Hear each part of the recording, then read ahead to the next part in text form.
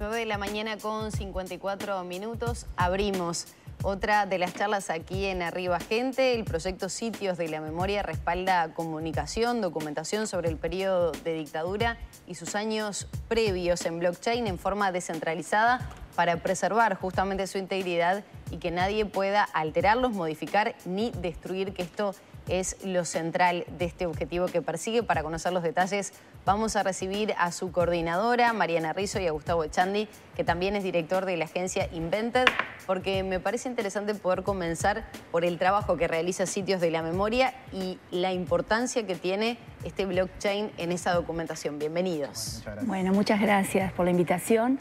Sitios de Memoria, que se puede ver en sitiosdememoria.uy, es un proyecto que recopila en una web información sobre el terrorismo de Estado. Empezó siendo una sistematización de lugares represivos, o sea, uno va a encontrar un mapa donde hemos georreferenciado lugares que funcionaron como centros clandestinos, cárceles políticas de adultos, de adolescentes, bueno, cuarteles, batallones, todos aquellos lugares a lo largo del territorio nacional donde se organizó la represión del terrorismo de Estado desde el 73, pero también los años previos, que como ustedes sabrán ya desde los años 70 en el Parlamento se presentaban denuncias de torturas en comisarías, en cuarteles de todo el país.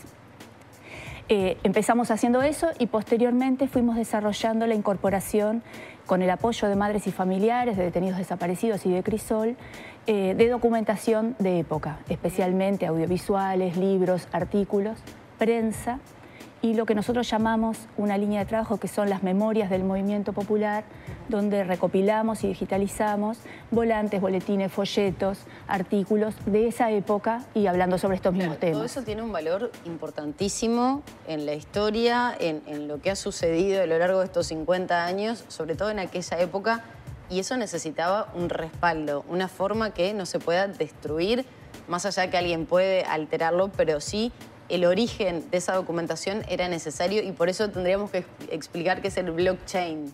Tal cual. Mucha gente puede no saber qué es. Tal cual. Blockchain es una tecnología que es cadena de bloques, que lo que hace es almacenar información de una manera descentralizada. A ver, muchas veces nosotros cuando los sitios web o ese tipo de cosas están hechos en servidores, son servidores 100% vulnerable a un hackeo. Si vos centralizas todo en un lugar, ese lugar es alterado, vos podés perder esa información. Blockchain surge en 2013 más o menos y se populariza con las criptomonedas y los criptoactivos, que lo que hace es, de una forma descentralizada, almacena información para poder hacerlo justamente invulnerable. ¿Hay peligro de que sea vulnerada esa información? ¿Hay una sospecha de que podría pasar o ha pasado? Yo no te sé decir si hay una sospecha. Hay, por ejemplo, antecedentes. En Turquía, por ejemplo, en 2017, el gobierno censuró Wikipedia, ponele, porque le parecía que daba un tipo de información que no le convenía. Entonces, la censura es algo que está muy vulnerado y muy ahí al alcance. Y, por ejemplo, la descentralización y blockchain puede llegar a ayudar a que eso no pase. O sea, eso estar en vez de almacenado en un solo ordenador, digo, una sola computadora, va a estar en muchas direcciones, exactamente. Discos duros. ¿Cómo se distribuye para llevarlo un poco más a materializarlo, a imaginarnos cómo es? Exactamente. Nosotros utilizamos una en particular que se llama IPFS, que lo que hace está caracterizada por el almacenado de documentos. Hay otras, por ejemplo, como por ejemplo, no sé, la que utiliza Bitcoin, que es más que nada para almacenar este tipo de criptoactivos. Después está Polygon, que también son para los NFTs, por ejemplo, que es otra cosa que estuvo bastante de moda.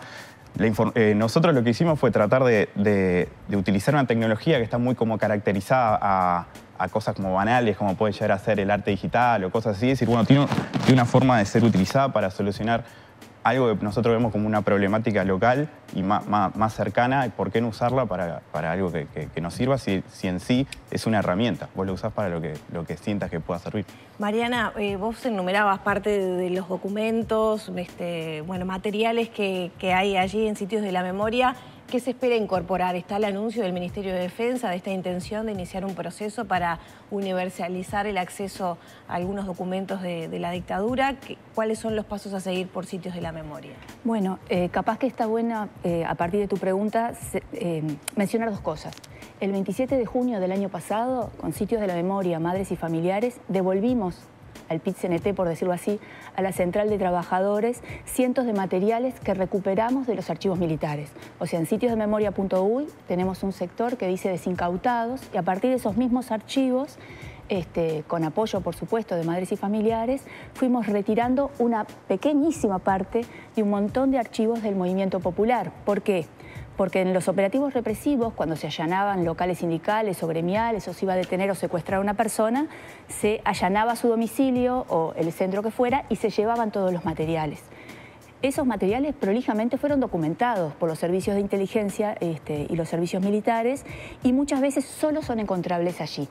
Ese volante del Sindicato de Remolacheros de Paysandú, un boletín de la iglesia bueno, ahora no me acuerdo, de la zona de Casaballe, donde les pareció que era muy riesgoso porque hablaba de la necesidad de respetar derechos humanos. Eso era allanado, era documentado y quedó en esos archivos atrapado. Venimos realizando desde hace 1 año y medio una tarea de desincautación, o sea, no son materiales sensibles, son materiales que fueron hechos para la difusión pública y ahí se pueden encontrar en Sitios de Memoria. Del proyecto no tengo opinión, más allá de la opinión que ha dado Crisol y Familiares, de que lo que sí se sigue reclamando es la aparición de la totalidad de los archivos que están todavía en poder bueno, del Estado, ¿no? De algún sector del Estado. Y puede ser que voy a hacer una pregunta que creo que no es llover sobre mojado. ¿Por qué es importante tener acceso a volantes, a cuestiones que podrían llegar a considerarse menores de la época? Para nosotros, primero, que esos documentos representan todo un enorme esfuerzo de muchas personas, o sea, son producciones colectivas, desde la prensa, los volantes, los documentos, a veces involucraron la militancia y el riesgo de cientos o de miles de personas, en un contexto autoritario de mucho riesgo, ¿no? Donde tener ese volante, donde tener ese documento podía implicar la muerte, la tortura, la cárcel. Y hoy tenerlos presentes es además revivir la versión hecha en el momento por esas personas y las discusiones que en ese momento se estaban dando. Uno a veces piensa que pasados los años, pasados 50 años del golpe de Estado, no se va a encontrar con discursos negacionistas de la tortura o de los crímenes de lesa humanidad o de lo terrible que fue el autoritarismo para toda la sociedad, no solo para un sector o para un pequeño grupo de personas. Y sin embargo, sorprendidos, a veces nos encontramos que hay gente que minimiza lo ocurrido, que lo niega. Y esos documentos de épocas permiten poner en blanco sobre negro una realidad que si no queda totalmente oculta. Mariana, en base a esa consulta, imagino que hay trabajos hasta académicos que se han podido realizar a partir de esa documentación que ha surgido, que se ha digitalizado, se ha resguardado. ¿Ha ocurrido eso? Sí, de hecho... o para entender determinadas situaciones puntuales de algún año, de algún sindicato, de alguna persona. Bueno, sí, sin duda. De hecho, ahora, el 1 de junio, se presenta un libro del periodista Víctor Bacheta sobre los 50 años del golpe y la huelga. Se presenta en la Biblioteca Nacional, ya hacemos la invitación. Y una buena fuente de Víctor, además de que él tiene décadas investigando estos temas, son materiales de época que están accesibles en Sitios de Memoria.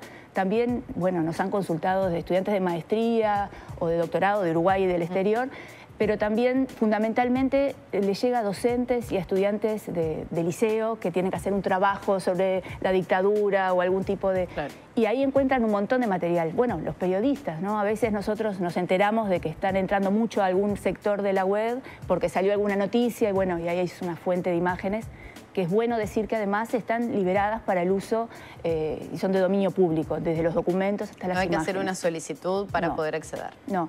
Y en eso la tarea de los compañeros de Invente de ayudarnos con el respaldo. Y ahí, Gustavo, eso no termina, ¿no? Porque van desincautando paulatinamente en este proceso que vos mencionabas. O sea, que el proceso de ir incorporando y metiendo en el blockchain es...